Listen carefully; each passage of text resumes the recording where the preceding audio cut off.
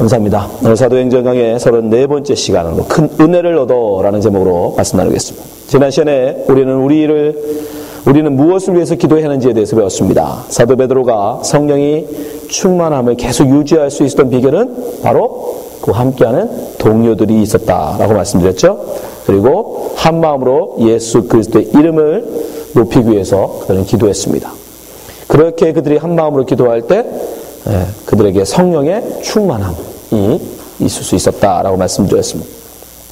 오늘은 그렇게 성령이 충만하여진 그들이 어떤 삶을 살게 되는지에 대해서 배우겠습니다. 성령 충만한 삶. 여러분, 성령 충만이 우리 신앙의 목적이 아닙니다.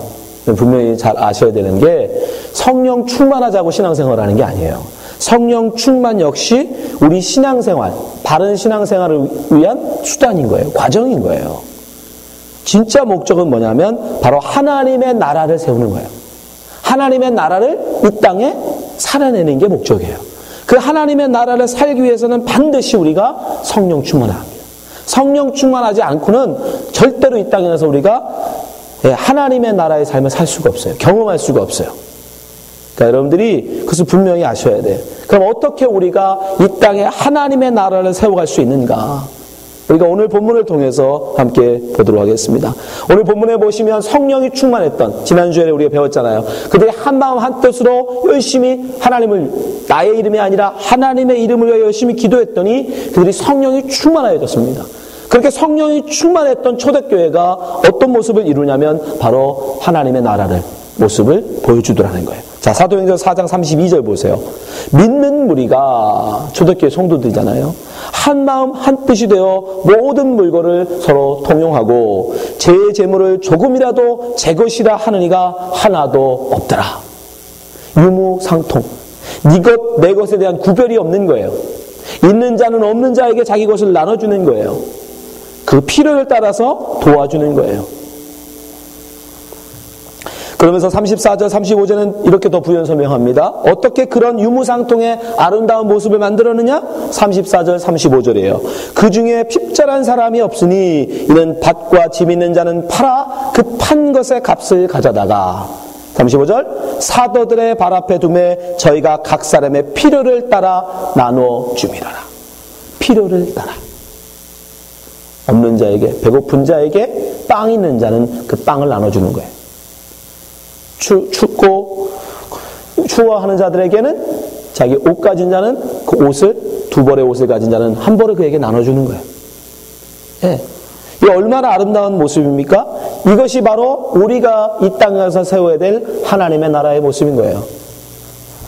여러분, 공산주의는 이와 비슷한 시스템을, 국가 시스템을 만들었죠. 그렇죠? 이걸 해보겠다고. 네 것 내 것 없고 모든 사람이 다 평등한, 모든 사람이 들어서 다 같이 행복한 그런 나라 만들어 보겠다고 굉장히 노력을 했어요. 그런데 70년 동안 그들이 열심히 노력했지만 결과는 뭐예요? 모든 사람을 다 가난하게 만들어 버리는 거예요. 모든 사람을 다 가난하게 만들고 소수의 공산당 간부들 몇 사람만 그 모든 부를 독차지해 버리는, 오히려 더 빈부의 차를 많이 만든. 공산주의가 원래 나온 이유가 자본주의는 반드시 빈부차로 인해서 망할 거다 라고 해서 나왔지만 오히려 공산주의는 더 많은, 더 큰 빈부차만 만들었어요.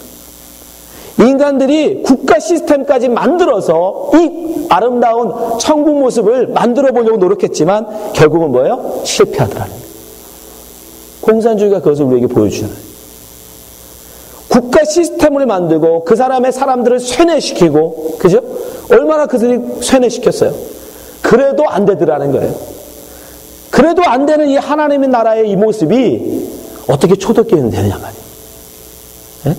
어떻게 자기 것을 기꺼이 팔아서 가난한 이들, 핍절한 이들, 필요한 이들에게 나눠주더란 말이에요. 그 이유가 뭐냐면 누가는 바로 33절에 이렇게 얘기합니다. 어떻게 국가 시스템으로도 안 되고 세뇌로도 안 되고 그렇게 공산주의가 노력해도 안 됐던 것이 초대교회는 됐느냐? 33절입니다. 같이 읽어봅시다. 시작. 사도들이 큰 권능으로 주 예수의 부활을 증거하니 무리가 큰 은혜를 얻어. 그들이 그렇게 아름다운 모습을 살 수 있었던 이유, 하나님의 나라를 초대교회가 세울 수 있었던 이유는 딱 한 가지예요. 큰 은혜를 얻었다라는 거예요. 그들이 은혜를 알게 되었다라는 거예요. 그들이 자기가 지금 가진 것이 하나님의 은혜라는 걸 깨달았다는 거예요. 지금 자기의 자기됨이 바로 이것이 하나님의 은혜라는 걸 알게 된 거예요. 이 모든 것이 다 하나님의 은혜구나. 하나님의 은혜로 내가 가진 것이고 있는 것이구나 아니까 그것을 기꺼이 나누더라는 거예요. 그것이 중요한 거예요. 은혜. 예수님의 비유 속에 이것과 정반대의 모습이 나와요. 은혜가 아닌 나의 노력. 내가 가진 모든 것은 다 내 것이야. 내 노력의 결과야. 나의 성과야. 라고 생각하는 사람들은 어떤 삶을 사는지 한번 예수님의 비유를 한번 잘 들어보시기 바랍니다. 자, 마태복음 18장 23절이죠. 이러므로 천국은 그 종들과 회개하려 하던 어떤 임금과 같으니. 예수님의 비유입니다. 회개할 때 1만 달란트 빚진 자가 하나 데려오매. 갚을 것이 없는지라 주인이 명하여 그 몸과 처와 자식들과 모든 소유를 다 팔아 갚게 하라 한대. 그 종이 엎드려 절하며 가로되 내게 참으소서 다 갚으리라 하거늘 그 종 주인이 불쌍히 여겨 놓아 보내며 그 빚을 탕감하여 주었다. 1만 달란트를 탕감해 준 거예요. 그러면 1만 달란트 이제 누구 겁니까? 탕감해 줬어요. 그 종의 것이에요. 그렇죠? 빚졌는데 그 영수증을 없애준 거잖아요. 자, 근데 어떻게 하는지 보세요. 자, 이 사람이 이제 1만 달란트를 가진 자가 된 거예요. 이건 빚이 아닙니다. 그죠? 탕감받았잖아요. 28절 어떻게 해요? 그 종이 나가서 제게 100데나리온 빚진 자와 동관 하나를 만나 붙들어 목을 잡고 가로되 빚을 갚으라. 그 동관이 엎드려 간구하여 가로되 나를 참아주소서 갚으리다 하되 허락지 아니하고 이에 가서 저가 빚을 갚도록 옥에 가두거늘. 그 동관이 그것을 보고 심히 민망하여 주인에게 가서 그 일을 다 고하니 이에 주인이 저를 불러다가 말하되 악한 종아 내가 빌기로 내가 내 빚을 전부 탕감하여 주었거늘 내가 너를 불쌍히 여김과 같이 너도 내 동관을 불쌍히 여김이 마땅치 아니하냐고 주인이 노하여 그 빚을 다 갚도록 저를 옥졸들에게 붙이니라. 너희가 각각 중심으로 형제를 용서하지 아니하면 내 천부께서도 너희에게 이와 같이 하시리라. 이 마지막 말씀을 잘 기억하셔야 돼요. 하나님이 분명히 너희들이 중심으로 너희 형제에게 이와 같이 하지 않으면 하나님이 그와 같이 하시겠다라고 말씀하세요. 다른 말로 하면 여러분 이 상황을 생각해보세요. 사실은 1만 달란트는 개인이 질 수 있는 빚이 아니에요. 그 당시 이스라엘 전체가 로마에 내는 세금이 6,000달란트였어요, 여러분. 생각해보세요. 로마에 바쳐야 되는, 유대라는 나라가 로마에 바쳐야 되는 세금이 6,000달란트밖에 안 돼요. 그런데 한 사람이 1만 달란트를 받았어요. 상상이 가십니까? 우리 지금으로 하면 나라 1년치 예산을 받은 거예요. 나라 1년치 예산. 한국은 400조 오잖아요. 400조. 예? 그걸 빌려준 것도 대단하지 않아요?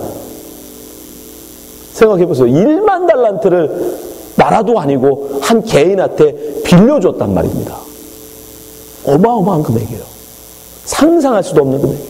그걸 이 사람이 어떻게 한 거예요? 쓴 거예요. 사용한 거예요. 나중에 갚으라고 했더니 못 갚잖아요. 그건 썼다는 얘기잖아요. 그죠? 그리고 나중에 그걸 또 탕감까지 해줘요. 야, 없으면 그래 갚지 마라. 그러면 그 사람이 가진 1만 달러는 사실은 자기 게 아니잖아요. 주인의 것을 자기가 가진 거지. 그죠? 그러면 논리적으로 보면 이 1만 달러는 사실 사람들한테 다 줘도 나는 손해보는 게 없어요. 생각해보세요. 처음부터 내 게 아니었다니까요.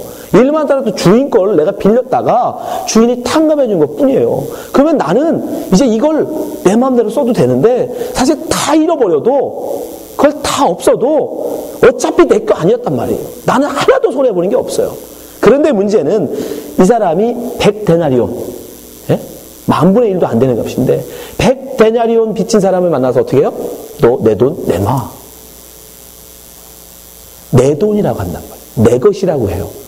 1만 달란트는 사실은 은혜로 얻은 거잖아요. 내가 뭘 했습니까? 내 것이 아니에요. 그냥 은혜로 주인에게서 받은 건데 도저히 그 개인한테는 줄 수도 없는, 상상할 수도 없는 어마어마한 금액인데 그걸 내가 받았음에도 불구하고 그 사람이 은혜로 다 탕감받은 순간 어떻게 생각하냐면 이 사람은 이건 내 것이라고 생각합니다. 내 것. 내 것이기 때문에 그 100다니엘도 아까운 거예요. 다른 말로 은혜, 나에게 베풀어 주신 주인의 은혜는 싹 잊어버리고 이건 내 것이야. 그러니까 그 100다니엘도 아까운 거예요. 그러니까 내 거 내놔. 은혜를 잊어버린 사람의 모습인 거예요. 은혜를 잊어버린. 주인의 은혜. 주인이 자기에게 그 어마어마한 걸 빌려주고 그 어마어마한 것을 탕감해준 은혜를 다 잊어버리는 순간 사람은 어떻게 되냐면 이건 내 거다라고 생각해. 그리고 내 걸 손해보려고 하죠. 그죠? 100데나리온이 아니라 단 10데나리온도 절대 손해보지 않아요. 왜? 내 거니까. 근데 원래는 은혜로 보면 그건 다 뭐예요? 자기 게 하나도 아니에요. 다 주인 거예요. 다 은혜로 얻은 거예요. 그건 다 은혜예요.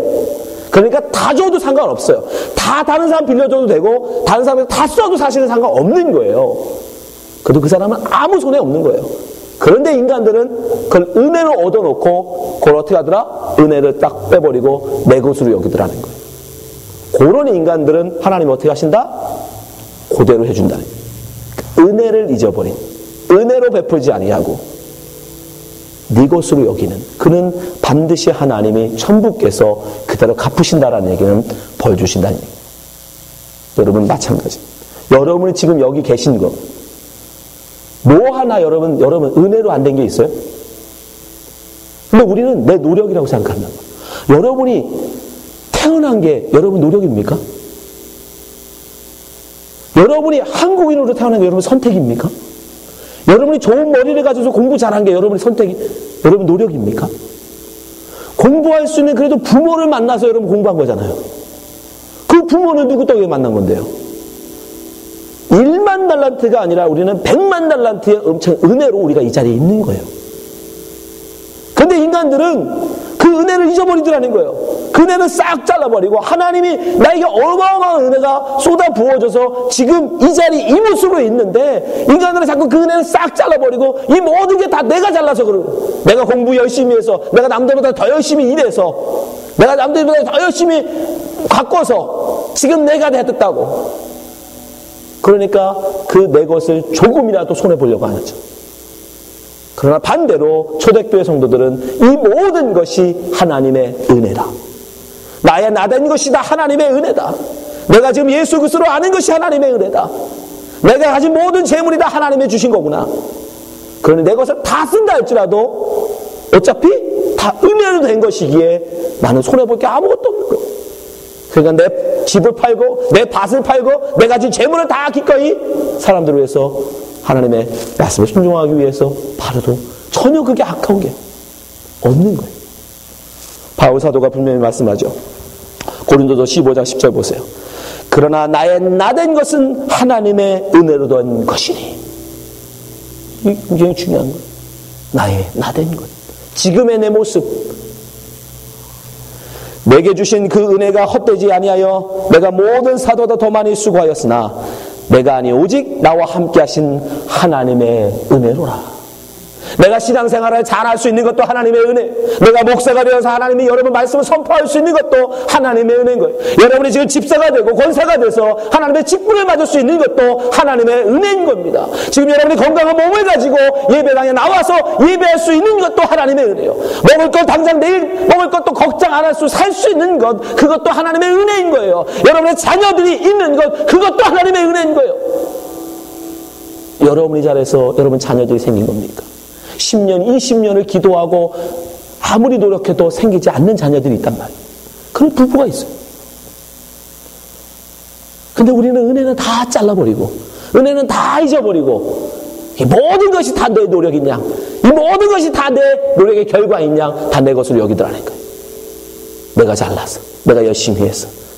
그러는 사람은 반드시 이 비유에 나오는 사람처럼 다른 사람에게 은혜를 베풀지 않더라는 거예요. 인색하게 돼 있어. 왜? 내 거니까. 그러나 은혜를 아는 사람은 그 모든 것을 은혜로 나의 나된 것은 하나님의 은혜로라 고백하는 사람은 내 것은 내 것이라 주장하지 않지요. 왜? 모든 것이 은혜인데. 모든 것이 은혜인데 어떻게 내 것이라 할 수 있겠어요? 그러니까 기꺼이 자기의 것을 나눠 살 수 있는 것입니다. 그래서 초대교회에 하나님의 나라가 세워질 수 있었다는 거예요. 성령 충만해야, 성령 충만하면 어떤 일이 일어난다고 했습니까? 내가 사라진다고 했죠. 나의 나됨이 없어지죠. 오직 하나님의 은혜만 남잖아. 여러분 그것을 기억하셔야 돼요. 그래서 우리는 성령 충만해야 되는 것입니다. 그렇게 성령 충만할 때 우리는 하나님의 은혜를 온전히 깨닫게 돼요. 하나님의 은혜를 온전히 기억하게 돼요. 그러면 우리는 이 초대교회의 아름다운 이 하나님의 나라를 세워나갈 수 있는 것입니다.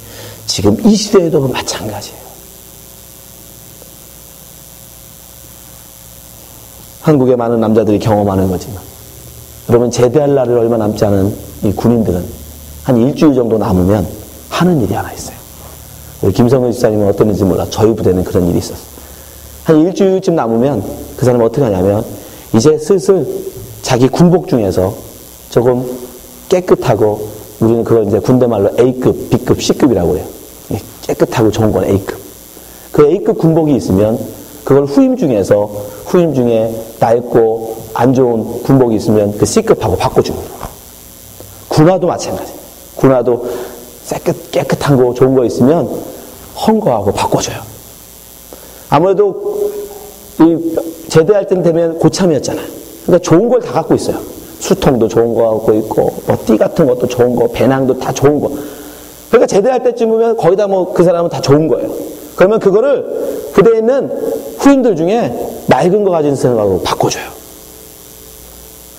여러분 제대할 때 이 사람이 철들어서 그럴까요? 제대할 때쯤 되면 남자들이 철들어서 그러는 거예요? 왜 갑자기 자기 좋은 걸 다른 사람하고 나쁜 거하고 바꿔줍니까? 이유는 딱 한 가지예요. 여러분 제대할 때 군대에 있는 모든 것들은 다 두고 와야 돼요. 못 가지고 가요. 다 반납해야 돼요. 근데 어차피 반납할 거 A급 좋은 거 반납할 필요 없잖아요. 그러니까 그 자기 가지고 있다 A급 좋은 건 자기 후임들한테 주고 C급 갖다 반납하는 거예요. 개수만 맞으면 되거든요. 군복 개수만 맞으면 되고 군화 개수만 맞으면 되니까. 그리고 자기는 군복 하나 입고 나오거든. 그럼 마치 인생이라는 것도 마찬가지 아닙니까? 우리의 인생이라는 것도 여러분 어차피 졸업해야 돼요. 제대해야 돼요. 우리가 죽게 되면 여러분 어차피 이 땅에 있던 모든 것들은 다 두고 갑니다. 제대하면서 여러분 아무리 좋은 군복 입고 나오면 뭐합니까? 예? 그거 입고 돌아다닐 거예요? 군대에서 여러분 왜 그들이 그렇게 나눠줄 수 있어요? 아니 아무리 좋은 군대에서는 삐까뻔쩍 하고 사회 나와서 그거 신느냐고요. 어차피 군대에서밖에 안 써요. 사회 나와서 어차피 그거 아무 쓸모 없습니다. 그걸 알기 때문에 제대 일쯤 되면 다 나눠주는 거예요. 자기 것 기꺼이 다 나눠줘요. 베풀어요. 그리고 두고 나와요. 이 땅에서 여러분이 아무리 삐까뻔쩍하고 멋있어 보여도 여러분이 다 죽어서 천국 가실 때는 다 두고 가셔야 돼요. 우리는 어차피 알몸으로 온 사람들이에요. 부자들이라고 태어날 때 주먹에 금덩어리 들고 나옵니까? 왕족이라고 태어날 때 왕관 쓰고 나오냐고요. 어차피 다 알몸으로 왔다가 죽을 때는 다 알몸으로 가요. 여러분 죽은 사람은 염할 때는 반드시 손을 다 펴요. 왜 그런지 아세요? 혹시 돈이라도 지고 갈까봐, 금바지라도 끼고 갈까봐 다 펴요. 어차피 다 알몸으로 가요. 성경에서도 말씀하시죠? 전도서 15장 15절. 저가 모태에서 벌거벗고 나왔은즉 그 나은 대로 돌아가고 수고하여 얻은 것이 아무것도 손에 가지고 가지 못하리니. 여러분 어차피 우리는 다 이 땅에서 제대해야 돼요. 그 죽음이 언제 올지 우리는 몰라요. 그때 어차피 이 땅의 것은 다 내려놓고 가야 돼요. 그때 알게 되죠. 이 땅의 모든 것이 내 것인 줄 알았는데, 내 건 줄 알았는데 내 것이 아니라는 거예요. 제대할 군인이 자기 가진 군복, 자기 가진 수통, 자기 가진 배나 내 건 줄 아는데 어차피 그게 다 군인 거예요. 나라 거예요. 그걸 깨닫듯이, 그래서 기꺼이 그것을 나누듯이 마찬가지. 여러분 그걸 깨달으셔야 돼요. 여러분 어차피 돌아가실 때 아무것도 못 가져가요. 다 두고 가셔야 돼요.